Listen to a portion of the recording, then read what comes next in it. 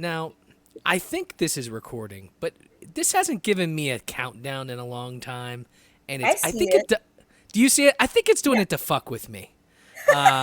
So Oh, anyway, this is the Drink O'Clock podcast. I'm your host, Rob Valencius, and I have the pleasure of having, now, I probably should ask you this before I hit record, Kathy Mao. yes, perfect. Let's go. I was practicing. I'm like, I think it's Mao. I'm just going to wing it. And, you got a long list of stuff here. You're an entrepreneur, you're a Yes. certified health and life coach, and a mom. So welcome to the Yeah. podcast.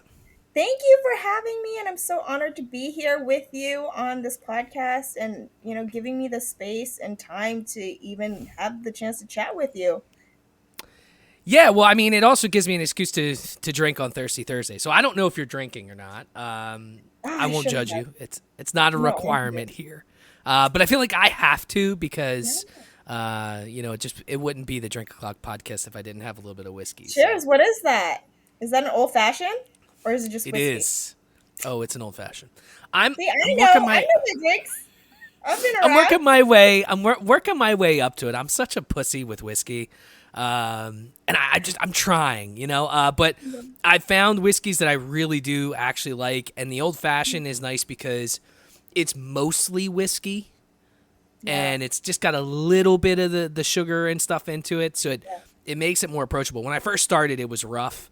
Now Yeah. I'm so used to it.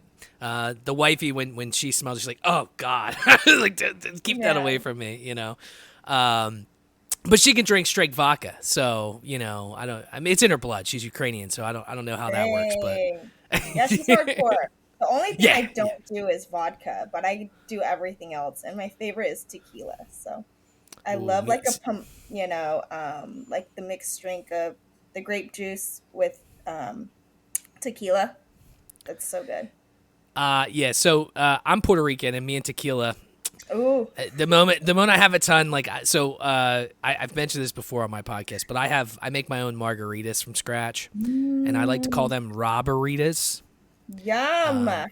But there's a disclaimer because you can only have three before you black out, and sometimes you black out at three because there's just a Oh, shit ton of booze in it. And I've done it when I used to stream online. At one time, I just left and never came back, and it's because I was drinking roberitas and I passed out in my bed. I just like took that my pants off sounds and went to bed. amazing. I Yeah. stayed live for 12 hours. Like my camera was going, like it was funny. But this podcast is about you though. Oh, Um, okay. and so I wanted to talk to you a little bit about your early years, growing up. So talk to me a little bit about, growing up. Where'd you grow up? How'd you grow up? And what kind of got you into like that coaching lifestyle that you're doing now? Yeah, thanks for asking that. So my childhood was pretty rough. My parents immigrated. So my mom immigrated here from Vietnam. So, the Vietnam War during that time. So she immigrated from Vietnam. And then my dad came here from Taiwan. Okay. And so they're both immigrants and they had to make a life for themselves here.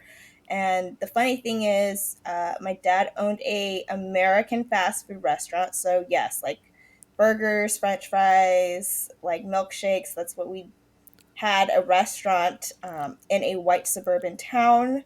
I grew The up in good Morgan stuff. Hill. The Yeah, good so stuff. we're like the only Chinese family making burgers, fries in a small suburban town. We were known. You know what though? Way to fucking break the mold. Tell your dad I said that. Way to break the mold. Oh, Like thank he could have you. he could have came in and went the easy route. I think he went Yeah, the harder route. But that's the yeah, key to Americans' heart, man. Is just food that's gonna stop it. yeah. So like he made a life for himself. So my parents actually met in Connecticut, which is Waterbury, Connecticut, and then they actually drove all the way from Connecticut to California. Then my dad found this restaurant he wanted to, yeah, make a living from, and then I was born and raised in Morgan Hill, actually. So I've been in California my whole life. The only time I went away was when I went to college, UCLA, and then I came back home. And then I've been in San Jose since then. So, That's awesome. but yeah, but growing up in that, small white suburban town, obviously I was picked on. English is my second language. So I spoke Mandarin growing up. So I was the quiet kid in class. I was not confident. I was always just trying to not be seen. And it's crazy now because now I want to be seen. Now I'm like Yeah. being able to talk to other people, and who would have known that I would be even able to speak as well as I do? And I've been practicing, obviously, but I've come a long way. And ever since I've been little, though, I've always loved helping other people. And I'm always the go to person in my friends and family to be that person to give wisdom or just to listen to their problems. And, I'm all about connecting with people and connection and making people feel better if possible. So I guess people always felt safe around me to share their personal lives or just to ask me for help or anything in general. So that's how my childhood kind of led me into my life purpose of life and health coaching. And what really got me into my health journey, though, was when I went snowboarding one year and I broke my wrist, like literally broke it. And I was like, dude, I am so fragile. Something's wrong with me. So I was like, in my 20s, I partied and, like, drank and did whatnot, the college life, obviously, Oh yeah. right?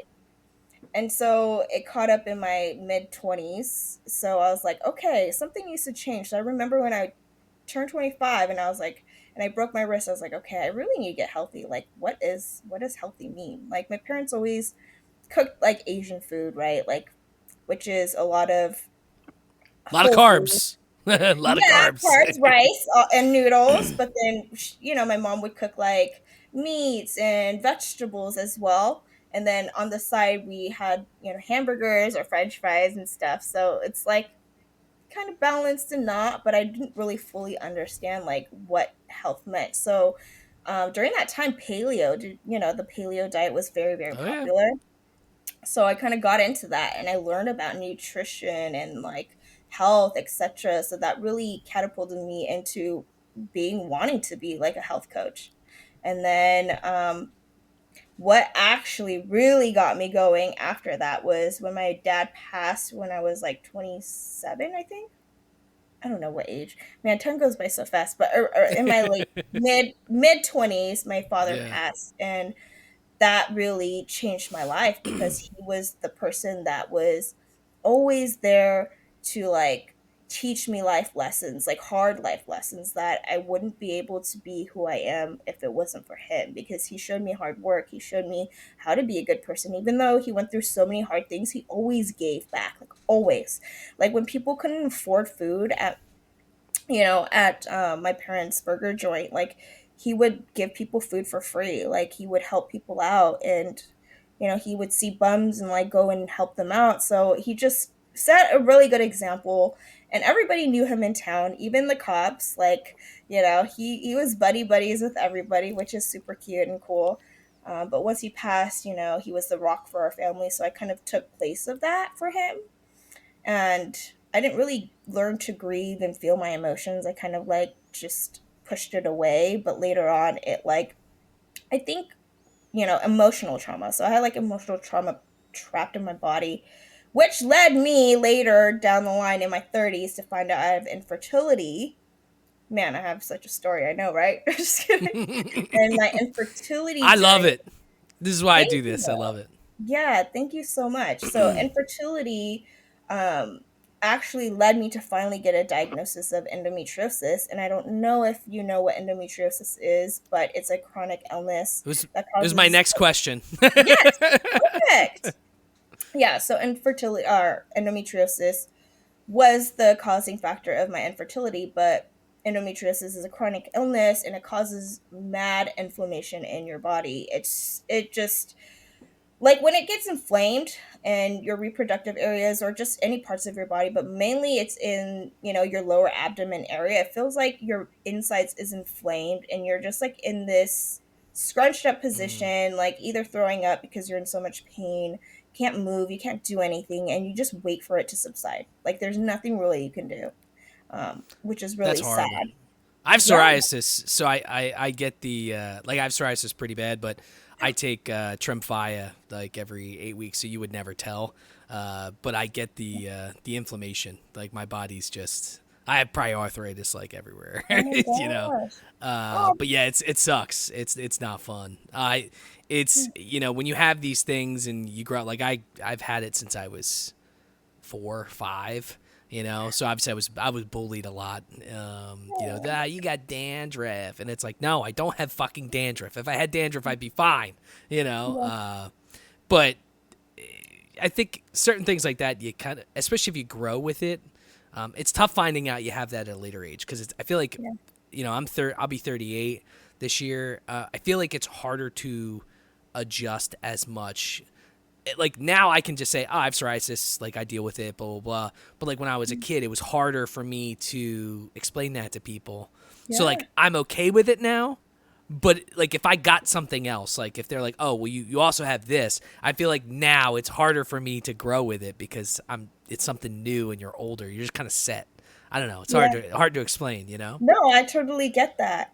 And it's harder to accept because you're like, man, now I got more things that I got to worry about. You're like, I already had to worry about this my whole life. Yeah. Yeah. It's like, fuck, I already had other shit I was dealing with. Thank Yeah. you. Yeah. But you would never tell. Look how positive you are. Like look how great you have like a life and your outlook in life even though you're bullied, like I feel like the hardships in our life always leads us into being a better person because we have to grow, we have to learn, we have to be better ourselves and we do the hard work, then we show up lighter and brighter for the world, which is weird. I couldn't agree more. But, Yeah. and I think that's a problem a lot of our youth is facing, though, is because Yeah. everything's sunshine and rainbows and they're Yeah. not dealing with like actual life issues because everyone's trying to make it perfect for them. And then when they hit 18, 19 and they're facing real life, they realize, oh, fuck, like isn't how life actually is. Like it's tough. And I think it's harder for younger kids to adjust because they didn't have hardships at 12 or Yeah. 13. And I'm not saying every kid should have to do that, but I mean, I didn't go through that when I was younger. Like if I had plenty of fucked up shit, and Yeah. I had to deal with it myself. And especially as it's different too as a guy because, and I don't know if you can can agree to this or not, but like as a man, as a male, it's even harder because I'm supposed to just eat it. I'm supposed to just bite my feelings. I'm not supposed to cry, and that's the age I grew up in. Right. So it's like, it's even harder. I'm not really like that. I'm also a Cancer. So I'm a little more in tune to my feelings, I think, than some people. But, that's how we were brought up, especially as a guy. So like, it's a little different now too. It's okay as a guy to cry more than it was, in the early 2000s or the early 90s or whatever, Yeah. I think it's because it's all the shit that our generation had to, put up with. And then our generation is teaching our kids, you know, something different. I guess it's just all in a different perspective. Like they're more protected, they're more loved, they have more attention, more people surrounding them. Because think about our parents' generation, their parents didn't give a shit about them. They're like, oh, did you die today? Okay, cool. Are you fed today? Okay, cool. Like it's so different. Each generation is so different. And I see Do you that. remember that commercial? It was for our parents where it was like, where's your kid? It's 10 p.m. And like, it was to remind them their kids are like maybe out playing with their friends. But we didn't have cell phones, at least good ones. So for a while, your parents just kind of be home by 8. And you never were home by 8. Yeah.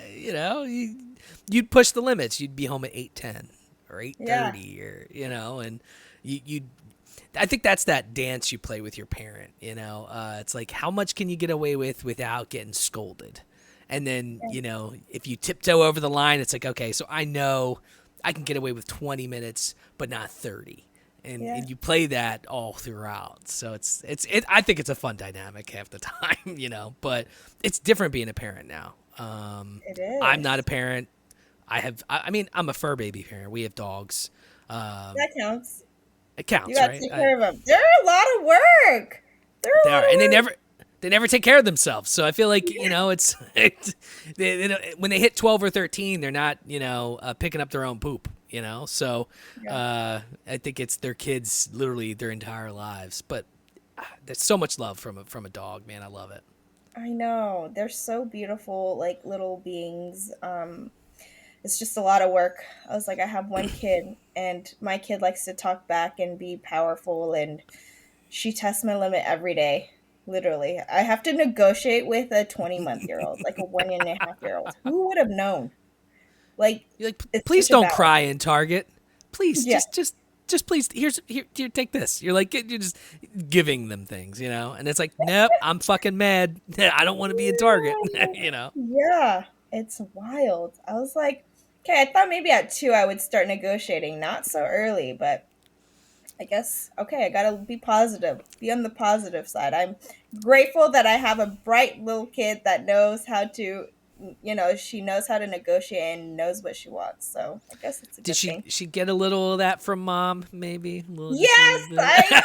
yeah, she is. The crazy part is I see it. So she's pretty much like me, but I see that she's living the childhood that I wanted to be, or like she's living that childhood of being strong, being able to voice her opinions and being okay with that, being emotional if she wants to. Like I wasn't able to, right? In our age or our generation, we were suppressed. Like you couldn't cry, you have to be perfect, you have to do all these things. Especially in Oh an yeah, Asian dynamic or family, you literally have to be like the perfect minority citizen, child, etc. Because like you cannot, bother your parents. And my parents owned a fast food restaurant. They were so busy. So they're like literally no bullshit, no BS. So no, and they wouldn't yeah. they wouldn't tolerate that.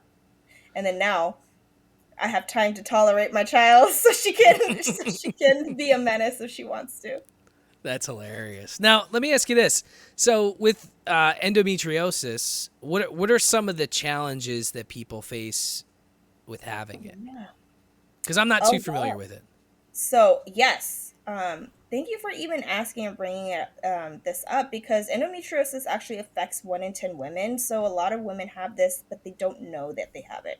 It's really hard to get diagnosed with endometriosis. First of all, you will have these symptoms, but not a lot of people know, or not a lot of doctors in the healthcare system know how to detect endometriosis. So there's like about 200 worldwide um, endometriosis specialists.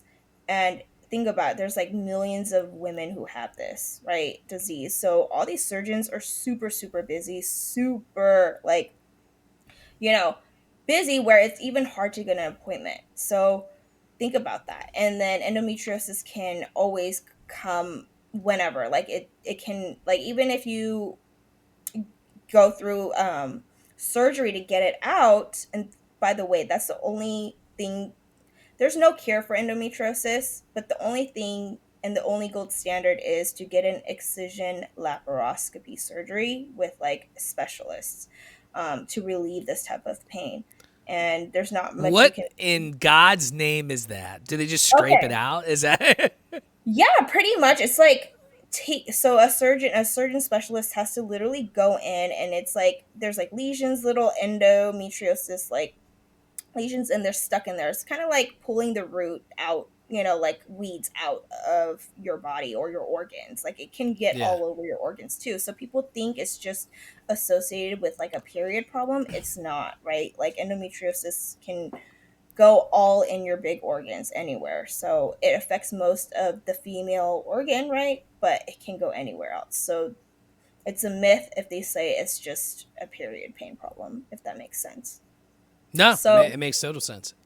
yeah, the only way to get relief really is to get these surgeries. And these surgeries are not, like paid out of pocket. They're not like covered under insurance. It's hard to detect because the healthcare system doesn't know how to detect it. And then there's a lot of like just regular surgeons or just regular OBGYNs doing these surgeries for women, and they don't even know what they're really doing or detecting. So then that's why women would get these surgeries and then not get an outcome that they want, or some people would get more pain after these surgeries because they're not specialists doing this type of surgery. Because it's like having cancer and then you're just going to have like I don't know, like a brain surgeon do to get rid of your cancer. Like, come on. Like, you know what I mean? Like, Yeah. there's going to be so many problems because they're not specialists. So it's like a lot of women have to deal with this, and it's hard to detect, right? And it does cause a lot of pain, which is really sad. And luckily, I haven't had pain since my infertility days. And but I had it in my teenage years too. So the sad part is women have to take birth control, and that's kind of the solve all problem for us women. So it's another thing that we have to go through too. So it's a lot. That's tough. I mean, so is there any signs that you can tell listeners to maybe look out for? Yes, yes. So most likely you would have these endo flares, meaning like your woman's reproductive like feels like it's burning, and you have no like you don't know what it is or why it's doing that. Most likely it's called the endo flare. It's endometriosis. If you have heavy periods, if you have like big blood clots, like if you just know like something's different around your period. So periods shouldn't be painful. It shouldn't be like where you're in debilitating pain. It shouldn't be like 10 days. It should be like 5 days, just Yeah. certain things. And I think the one thing that people should really know is to just follow your gut. Because a lot of people told me that, or a lot of doctors told me that it wasn't endometriosis when I knew it was. And my soul being, I just knew. I was like, it has to be. It has to be. There's no way you're telling me there isn't, right? And then later on, I finally get the diagnosis, and I'm like, oh my gosh, I knew it, So, I don't trust doctors. And okay. maybe that's just like me. Look, I work in insurance, Medicare specifically. Oh my So gosh. I deal with seniors all the time. But I don't. Here's the problem, okay? And this is my rant of the episode. If you're listening, we for I guess however long we've been doing medicine, right? Yeah. We've stuck with like a we don't do a proactive approach. We do a reactive approach. Mm. And today's doctors also, they're not trying to prevent diseases. They're trying to cure them, right? So when you're doing the latter, you're trying to diagnose someone that's already got the disease, you're just trying to get them in and out, and you're getting to the next patient, right? That's how they get paid. The more patients they see, the more money they make. What our medicine system is slowly going to is the proactive and not the reactive approach, where we're trying to prevent certain diseases. We're trying to get people to be healthier, or if someone is pre-diabetic, we're trying to prevent them from actually getting into diabetes, right? Whether you're type 1, type 2, whatever. And certain doctors don't give a shit, right? Yeah. You go in, and my fiance, she just had what's it called, babe? It's like atypia abnormal. Atypia abnormal. So she had a mole that was like dark, really Yeah. dark. And I was telling her, "Ah, you're fine. It's a fucking mole. You're fine. You're Yeah. fine." And of course, I'm telling her she's fine, and she's like, "I know that this is something. This is something. It was a freckle. So she went in. They biopsied it, and she was like, if she would have left it go, it would have been skin cancer. Oh my god. And so, she just got it removed, and we've been laughing because it almost looks like a tiny shark took a bite here. Oh wow. But so she had a rash around her. So her stitches are fine, right? Nothing in her stitches, but she's got this rash, and we didn't know what it was, and she was worried it was infected. I'm like, no, like, you would know if your cut's infected because we would see pus and stuff, right? But she's got these little, it almost looks like pimples around, like just totally around it. So I said to her, I'm like, I think you're allergic to the Band-Aid we were using, Yeah. or, your skin couldn't breathe because we're also putting Aquaphor. It's got to be one of those things. And she's sending her pictures to her doctor, and her doctor's she's like, it almost looks like shingles. We're like, it's not fucking shingles, dude. Yeah. Like, what the hell are you saying? Like, I don't know. They just throw shit out there because they don't really care. Yeah. And that's such an issue with today's world, because everyone's so quick to just give you a med and Yeah. not figure out what the root cause is, which isn't always a medicine. And that's why I Yeah. want to have you on the podcast, because I know a lot of things you do are holistic. Yes. Ways to do things that don't involve, the shit that Americans are so used to doing. Like, just give me a pill, right? That's Yeah. like what we're so used to. Yeah, I know. It's because, it's a capitalistic type of society we live in, unfortunately, and pharmaceuticals is one of the biggest leading, money making industry out there. So of course the doctors are there to just prescribe us medicine and just to take these, and these things make us feel crappy, like birth control. That's what I was telling you, like they give women birth control pills just to relieve our pain, but then it causes so much other issues, right? Like it gives us weak bones, it causes, like really not understanding our body. It just literally jacks up our hormones, to be honest, and we don't see Yeah. it till we get off of it. So I love doing holistic approaches if I can, because I'm Chinese. So then in general, like, my ancestors always did herbal medicine. So I'm always like into that. I've always been into herbal medicine. And my parents grew up not really taking medicine as well. Like my dad just, yeah, never did, which is crazy. I mean, until he got cancer, he was in so much pain he had to take pain medication. But besides that, That's we tough. always try to do things like just kind of let our bodies repair whatever damages we did in general. We didn't really take any painkillers or anything. So that's Yeah, what I'm I I'm, grew up I'm learning. kind of like that. I mean, I take a couple things because I have to. Yeah. Like there's no cure for psoriasis, so I have to take that med. I maybe like 5-6 months ago I was diagnosed with low testosterone, so I do some gel, and it's helped me get way better sleep because I was not sleeping. I was having really bad sleep. So there's like certain things that maybe you can't get around, but like for instance, seniors. This year, because I'm so plugged into Medicare, seniors are going to Mhm. get screwed. They changed some of the rules with medicine, and it's wild. And maybe I like conspiracy theories, and maybe I'll sound a little bit like that, but the number one donor typically to presidential campaigns is pharmaceutical companies, Yeah. and they made a change to the way the drug insurance plans are going to credit deductibles and things like that. So over the past year, they've been kind of hush hush, and Yeah. now they're coming out like, oh, this is going to be good for seniors, right? And so what's happening is they took the ownership of a lot of the actual payouts for the drugs. Instead of Mhm. putting them on the drug companies, which set the prices, they put it on the insurance companies. And I can tell you right now, these plans right now are, in Jersey, they're $0. In, Yeah. other states, they're $5 or $10. They're pretty cheap, and people can get their drugs. And, I don't Yeah. know if you're familiar with Medicare at all, but drug plans for seniors are required. If you don't Yeah. have them, they penalize you for life. Yeah. There's actually a lifetime penalty.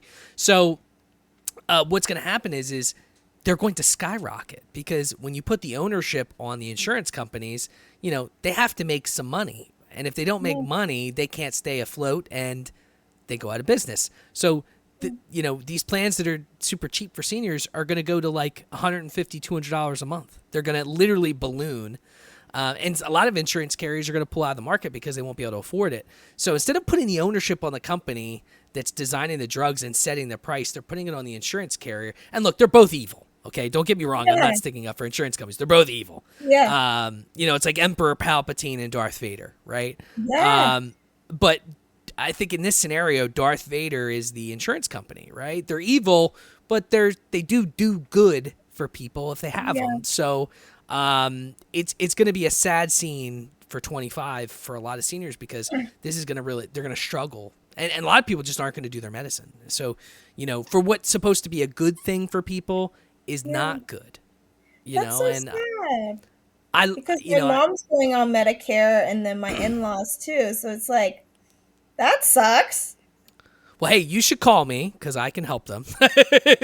I'm an insurance broker, but uh, Medicare is probably one of the most complicated things on the planet. Um, and I think the problem is they've done that to confuse older people. And I've been doing this now for 9 years. I've been doing this for a while, Yeah. and I could care less about making money. It's about helping people because at the end of the day, and I probably as a 38, 37-year old think way more about death than the average late 30 Yeah. person because I see it. I deal with it all the Yeah. time, and I wish the world was a little different because I don't think we care enough about our older generations. We don't, you know? Um, Yeah. and it's sad. It really is. I know. But that's why I like the Asian culture. We actually love and adore our elders. I was raised to love and adore my elders. That's why I'm so close with my parents. I'm close with my great or my grandma, so my daughter's great grandma. She only has one great grandparent now. But yeah, so that's why like we're taught at a young age to give respect to elders and to love them. So that's why in Asia, like you'll see a lot of old people still surviving and happy because their kids give a shit about them. you Yeah. know? Well, and you guys do a lot of, the Asian culture, you do a Yeah. lot of holistic approaches and Yes. you do things that we here in America don't. And that's why Yeah. you live way longer than we do because I think by the time we realize what we did to our bodies, it's too late. Yeah. It's okay to like eat rice, right? It's okay Yeah. to eat those things if you're not eating highly processed rice, right? Rice that's Yes. got fucking chemicals out the wazoo, and Exactly. I don't know. That's my rant of the day. Sorry, No. but Thank you for let's informing us. yeah, let's talk a little bit about you. What is your holistic approach like, and how does that differ from your standard, your typical like health and life coach? Yeah, so my holistic approach, I kind of talked about it a little bit, is like I try to stay away from pharmaceuticals as much as possible. And people with endometriosis has 10 times more toxins than other people because our immune system is just already messed up. So our cells are working a lot on other things and repairing, the endometriosis in us. So they don't have time to get rid of toxins, unfortunately. So we have to eat healthier. We have to be more vigilant about like what type of toxins are surround us, like candles. I got rid of candles. I used to love them, right? But now I try to get unscented things. Like that's just so simple. But scented candles, or like what those things to make your house smell good, what is it, the air Febreze, we use freshener? Febreze a Yes. lot. Yeah, nope, that's toxic. That's just a Oh, scam good. to make your house smell good, but there's a lot of toxins in it, right? Like you're literally smelling poison, essentially. We But have like it's 17 of them. Thank you. yeah, so We're I mean, smelling poison, babe. We're dying right now. yeah, unfortunately, like all of these, produced things in USA is to make money and not for your health. So you have to do a lot of research, unfortunately, but getting rid of, yeah, scented candles if you can. Any scents of some sort, like even lotions, like if you can take away the scents, perfumes, that's like toxic things. Even in your hair products, right? Like shampoos and hair conditioners. It's crazy. It's like My everywhere. ship has sailed there, but I agree. I Hey, you gave still up have on this a hair, long time okay? ago. It's not game over. It's Yeah, I still mean, it's there. there. You still Yeah. look good. You still look Like a good. chia pet. Yeah, so trying to like get rid of as much toxic things around my house has helped. Obviously you can't get rid of toxic things, right? 100%, but you can do the best that you can. Fluoride is really bad for you. It's very toxic. It's like made up chemicals for your body and that it's hard for you to process. So I try to not use fluoride things. And then let's see what else. Just like little things like that, getting rid of toxins, eating organic foods as much as possible too, because again, the food, right? Pesticides is toxic. So I try to like get organic because it's less pesticides because who knows, right? The big industry, whoever farms our food. Unless you farm your own shit, then you really know what goes in your mouth, right? But Yeah, if we go it's to the grocery store, wild. It's right? wild. I interviewed a guy from India, and he was big in organic stuff, and he was telling me how the government will subsidize farmers that use pesticides. And that's why a Yes, lot of those farmers use those things because they're yeah, specifically the government's paying them money, which is yeah, wild. yeah.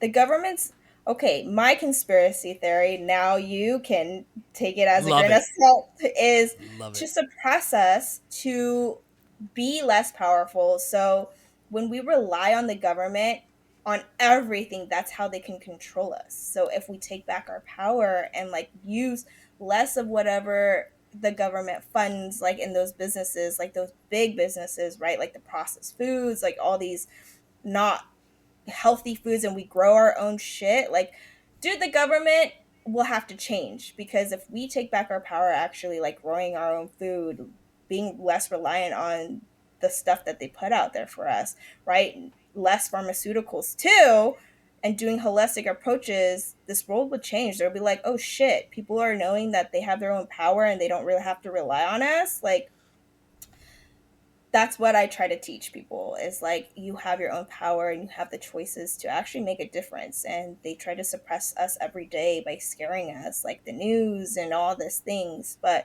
really, if you focus on just yourself and how you can improve your life, then I believe that that's where the real change can happen. It's just by you doing the little shit every day in life that changes your life, to change the whole life, like the whole world in general. Because if one person does it, then it's like a trickle effect. That's what I believe in.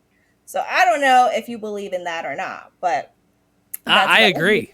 I agree 100%. And the government, it's always a catch 22 for things that they do, right? It's like, hey, we're gonna cut taxes, but then the states are like, hey, but what about us? So like we're gonna increase state taxes. So like yeah, there's always something that they're doing, and it's never for the good of the people, even though that that's yeah, that's what they're saying. it's so Now sad. yeah, it's awful. And I've never been into a politics, and it's something I don't tend to talk about too much on my podcast Same. because it's divisive, right? But Yeah, in our life today, it matters a lot. yeah, The one thing I always encourage people, and I have young people that listen, is just go out and vote. If you want to be yeah, heard, unfortunately, you have to tend to vote Republican or Democrat because yeah, I don't know what year you're ever going to see an independent get into office. true. But you do have to look at it, and you shouldn't complain if you don't vote, right? I've Yeah, voted every year, and it's one of those things. I'm a pretty liberal person, so I vote for just who I believe in. I'm registered for as a Democrat, but I vote for who I believe in, and that's yeah, how I've always done things. And I think that's you register, but you vote for whatever party you believe in, right? yeah, Whoever candidate speaks to you, that's who you should vote for. Just because yeah, you're a Democrat or Republican doesn't mean you should vote for that specific person, right? yeah, But we live in a pretty political society, so it's tough. And I don't think enough people vote, and that's how you get villains in office, right? It's yeah, because the people that are 60 that have voted since they were 18, they still vote, but you have the younger generation that's not being taught, hey, go vote for who you yeah. feel should win. Now, obviously I coned your website, which your website's really good. I Thank really like your you. website. It was very well done. I noticed you do numerology stuff too. So, Yes, um, love it. can you talk to us a little bit about what is numerology, and how does that factor into kind of what you do?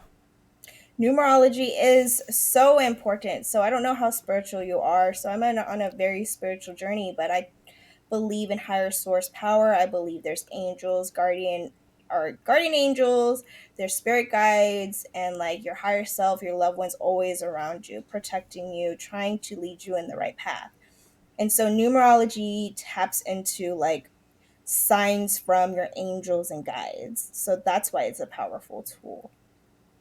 And either if you see it or not, they're around. Either if you believe it or not, but I believe it. And so if you want to start believing in that, and you'll start seeing signs and angel numbers. So the crazy part is when I was going through my infertility journey, I didn't believe in angel numbers. I'm not very spiritual before my infertility days. So in 2019, I just kept seeing like synchronistic like times on my phone. I kept seeing like 11:11, like 12:12, like 3:33, 4:44, and I was like, "What is this?" Like I seriously, I saw it for like a whole month without doing anything. I just like was like, "This is just too coincidental." I've One been day, seeing the number 77 a lot. I don't know wow, what it is. that's a It's sign freaking for me you. out. Yeah, it's You freaking should me go out. research that and look it up. But literally, I just Googled it. I was like, why do I keep seeing 11:11? Like, I just Googled that and it's like, oh, your angels are speaking to you or giving you messages. And I was like, what are you talking about? What? Angels? Because I didn't believe in that. Like, I'm not a super religious person, like I told you, but I really believe in higher source of power. I've always known that. Like, I guess I would consider myself Buddhist, but Buddhism, in a sense, correlates with the Chinese tradition. Like it's all like infused. So I didn't really know, and so I started tapping into my spiritual side. And then once, sorry for the long story about No, that's what I'm here numerology, for. but so during my infertility days, I just didn't know if I was ever going to become a mom. So I tried this thing called an Akashic reading. I don't know if you know what that is, but it's like I hired No. a person. She could tap into like the higher realm, pretty much like into my guides and angels, and like kind of get messages. So I can get my answers or my questions answered. So literally my question was, I only had one answer prepared and it was like an hour session. I was like, am I ever going to be a mom? And then so she did. She said, yes, I'm going to be a mom. I'm going to have a daughter and then I'm going to produce a lot of milk. And then I was like, okay, I was still skeptical. I was like, what are you talking about? Okay, maybe. Yeah. And then I was like, am I going to be a mom soon or what? And then she's like, yeah, you're going to be a mom soon. And mind you, this was in May that I had the reading. And then I got pregnant naturally December with my daughter right now. So I Wow. think it's fairly soon, right? I mean, it's not that Yeah. soon, but it was soon. So when I got pregnant, I was like creeped out. I was like, okay, she said something. And then what really got me was when I did become pregnant and then had my daughter and found out it was a girl. Okay, and I was like, oh my god, she was right. And then after that, I gave birth and I produced a shit ton of milk. And I was You're like, spraying everywhere. yes, no, I swear. I produced so much milk that my daughter could not breastfeed off of me because I was choking her. How sad is that? Wow. That's Isn't it? wild. It's fucking insane. I'm not making this shit up. Like I might sound crazy, but this is what Not at all. happened. Look, I've had many people on this podcast that said Yeah. some crazy shit. You're normal. Don't worry about it. Okay, so that's how it got me into my spirituality journey. So then I got into angel numbers. So I started always seeing these messages, right? Like 11:11, whatever on the time. And then my friend gifted me these numerology guidance card readings last year for my birthday. And she's like, you're always into like these numbers. Like, why don't you do these card readings? So these card readings are super cool. I literally use it with my coaching. So I coach people to empower them through these cards, and every time that I use it, some they get to ask a question. So we like do I do coaching with them to see what they need help with. They ask the question, and I pull these cards to get guidance from their angels, and I'm just the messenger at that point. And then they receive the messages, and then they decipher like, okay, whoa, what the heck, what is this? So yesterday I did one for somebody, and she was just excited because she was seeing like what she would do to level up in her business, and it told her to be compassionate. She's not compassionate to herself, so she's compassionate to everybody else but herself. She's super hard on herself, and she's like, oh my gosh, that's the message that I needed to hear. And it was just that simple. And the crazy thing is, when you're getting any messages from your higher self source or angels, etc., it's very simple. It's very simple. It's just that our logical mind, our crazy mind, tells us so much crazy things that we make things complicated. our thoughts make us complicated, right? We're always like, oh shit, this, and that, and this, or is it this hour? It's like just too much. Like, be quiet. Your angels literally tell you straightforward shit. Like, it's just easy. It's that easy. So you know, and you're like, oh my god, it's that simple. You're like, yeah, it's that simple. But right, the That's human experience. wild. Yes, the human I experience makes it crazy. I've never been a religious person in my entire life. Yeah. I did go to church, here and there, and I did youth group and stuff, but it Yeah. wasn't really my thing. But as I've aged, I've gotten a lot more spiritual because I've seen, Love I've it. had people die, I've clients die, and I've interviewed people about death, and I think about it more often, like I said. So Yeah. I feel like, for me personally, even though I'm Christian, whatever, I believe in a higher power. I believe that there's another plane of existence. I believe that we're all connected somehow. Like, I think that, and I've read books on this, and I think that the people in your life are people that are kind of attached to your spirit, people that you've kind of been with, like, in other lifetimes, whether they're your mom or your dad or your fiance or your brother or your sister. I believe in a lot of that stuff.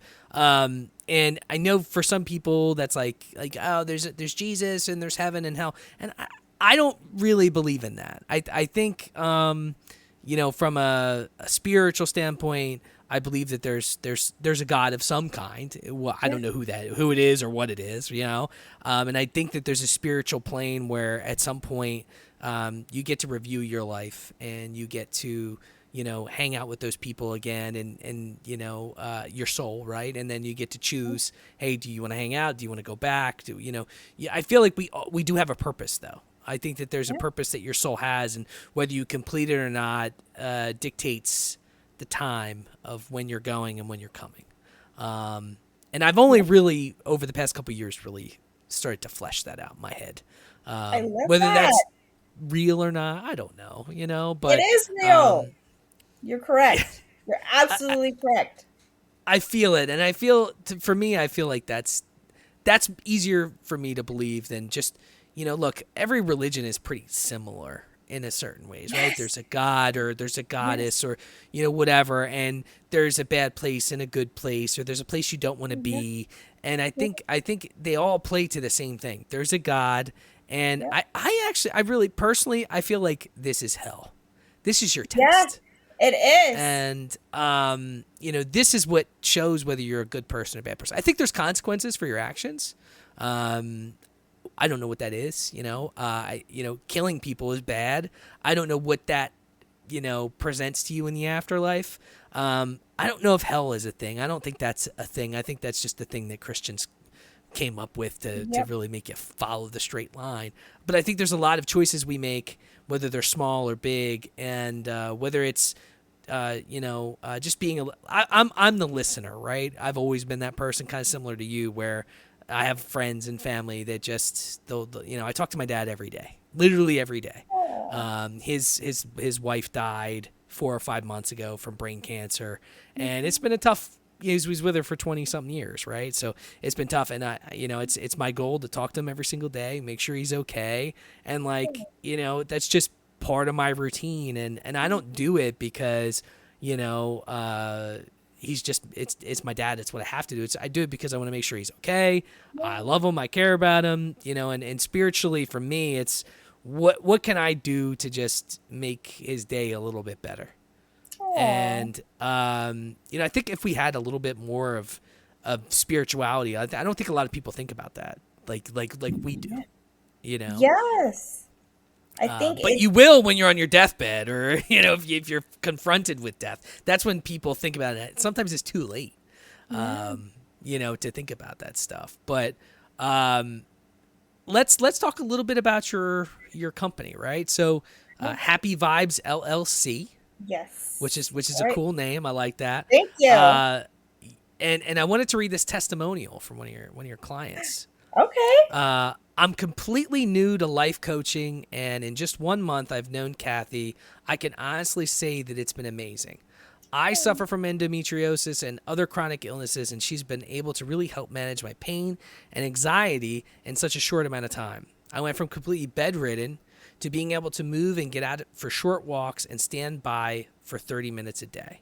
She's extremely encouraging, professional, and knowledgeable, and I highly recommend her to anyone that's looking for a coach. And I think I'd like to read those testimonials when I see them on websites, because I think that speaks to your character, and kind of gives you, like, how do you feel when you read something like that from someone you've helped?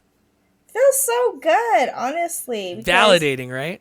Yeah, it validates everything that I believe in and all the hard work that I've put in to do for myself. And I only I only preach what I teach. So I don't like make these things up. Like, I put it to the test, I do it for myself. But the thing is, everybody has their own, bodies, and however much they want to put the effort into themselves, and they get the results after that. So if I can encourage people to be the best version of themselves to get the results that they want, it's so good to see that.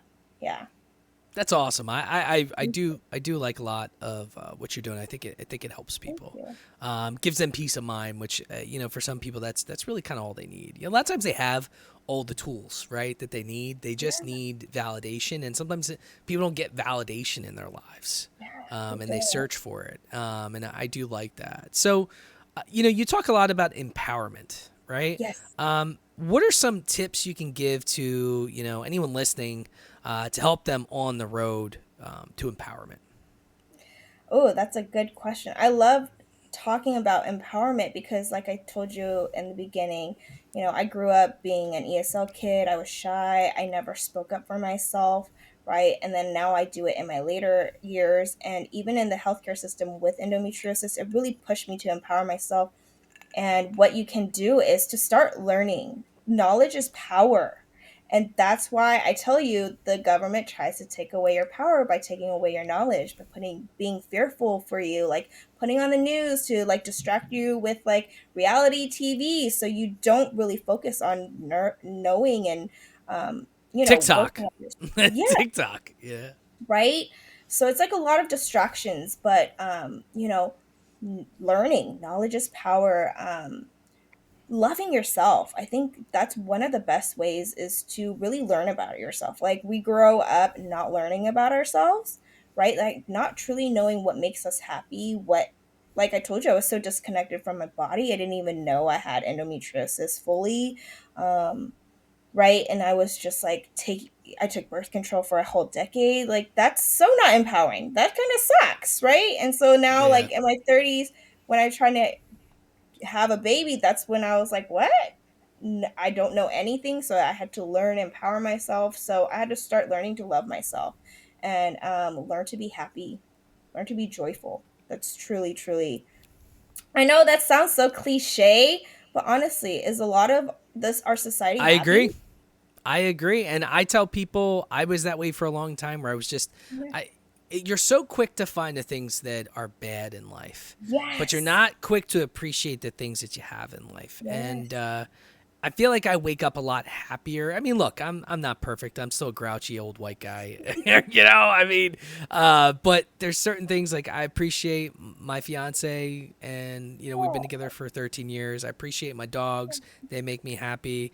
I appreciate my job. I've been there for 9 years. I mean, it's boring oh, to a certain degree, but it's a job, and there's I have family there. They feel like family, yeah. and there's certain things I feel like if you just I forget what's the word that they use on TikTok. It's like not validation. It's like if you just learn to appreciate the things you do have, I think we would be Yep. happier as a society. We really would.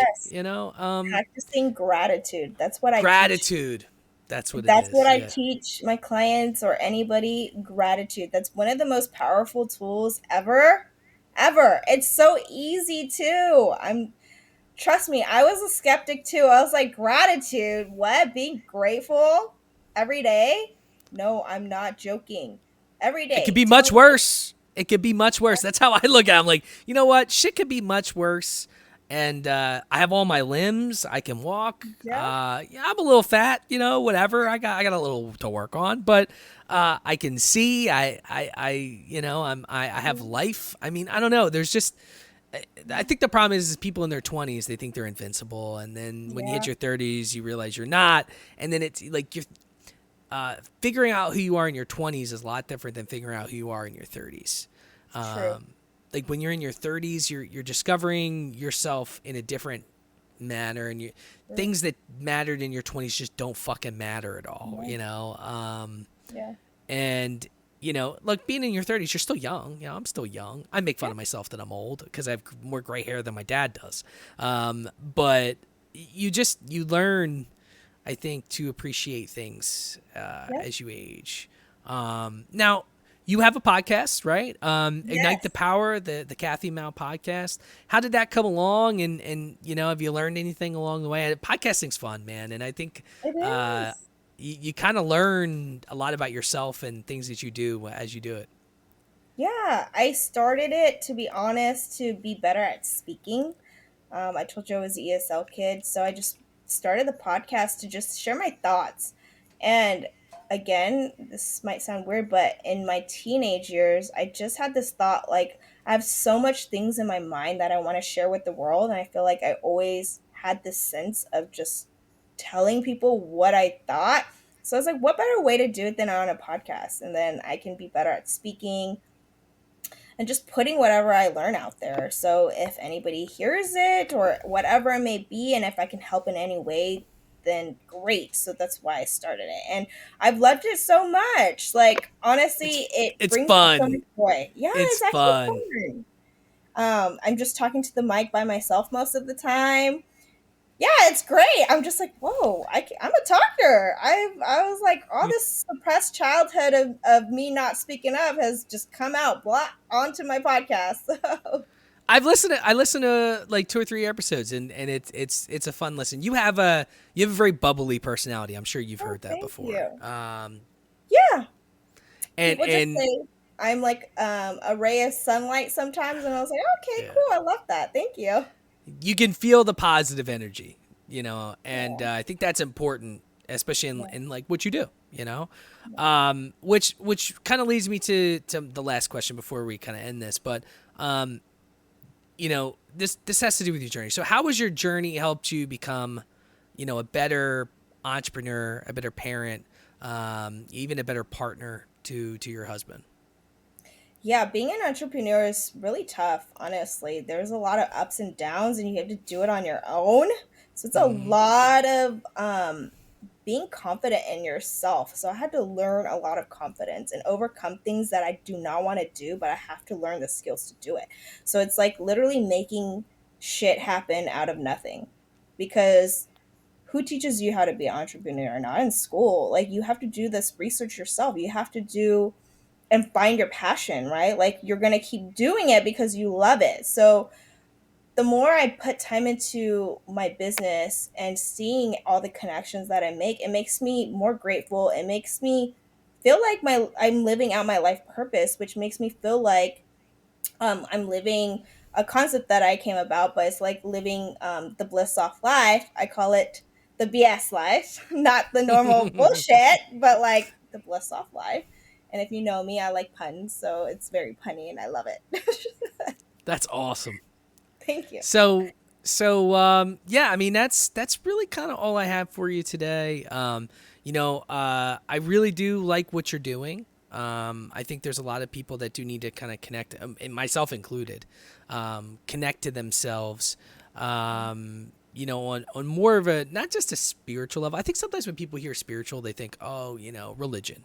And Yeah. I think, you know, if you're listening to this, I think you need to separate those, right? Am I wrong? Yes. Yes. No, you're absolutely correct. So religion is just like a man-made concept, right?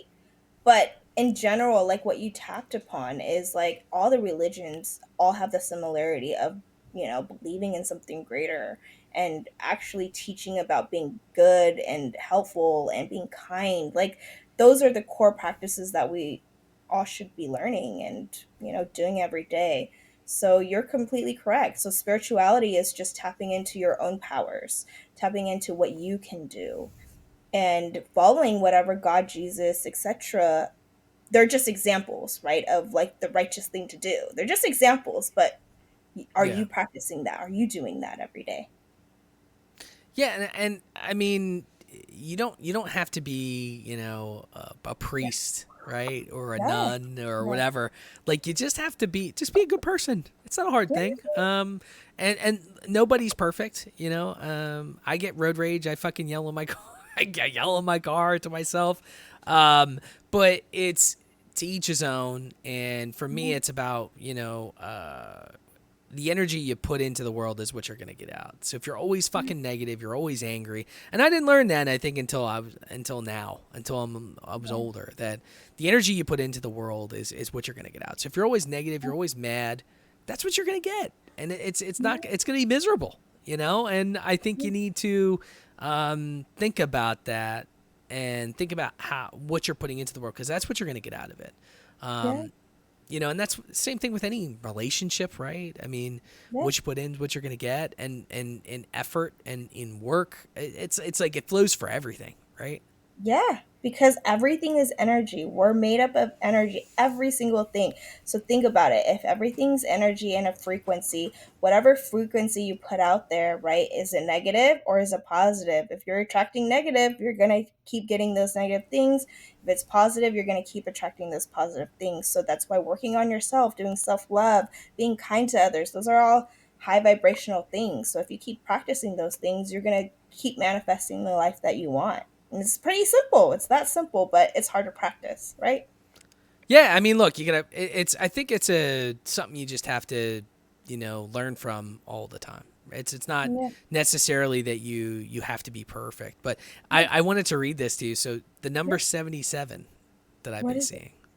Okay, so when the number 77 repeatedly appears, it's a sign that you're aligning with energies of love and empathy, potentially leading to significant transformations within your relationships.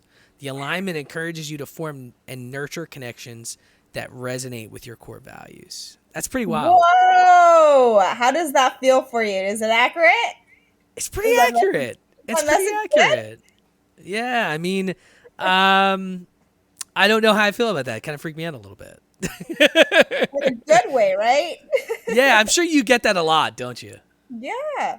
But that's the beautiful thing when you tap into spirituality or even like angel numbers, like you just reading off of that, you're like, whoa, that resonates with me so much. It's like your angels and guides are literally there having your back, knowing what's best for you. You just don't see it or you just don't know it. Yeah, my birthday is July 17th. So 717 is like my numbers anyway. So and the wifey, she's 1125.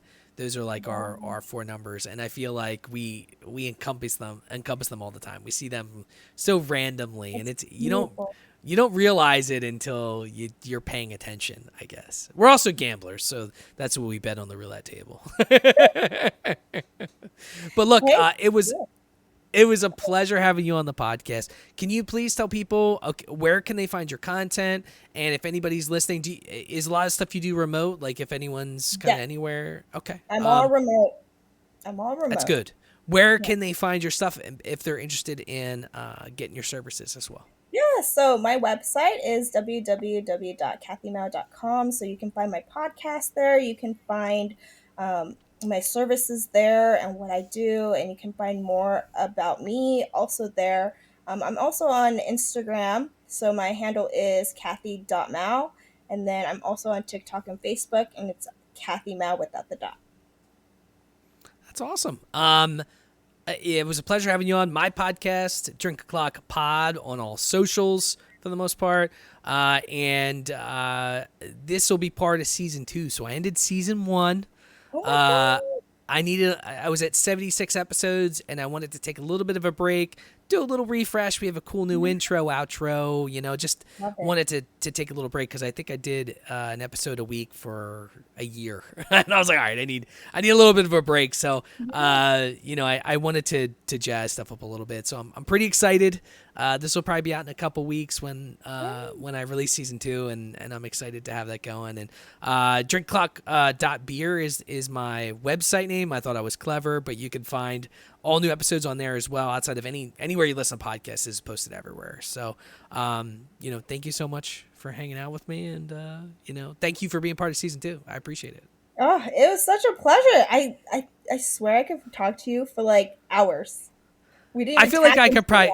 that. I know. I feel like I could probably talk to you for a while. We're talkers, for starters. But I love this stuff. This stuff, like, Yeah. it just fascinates me. I love it. So, Yay! Thank you so much for having me. thank you, Kathy. Have a great day. You too.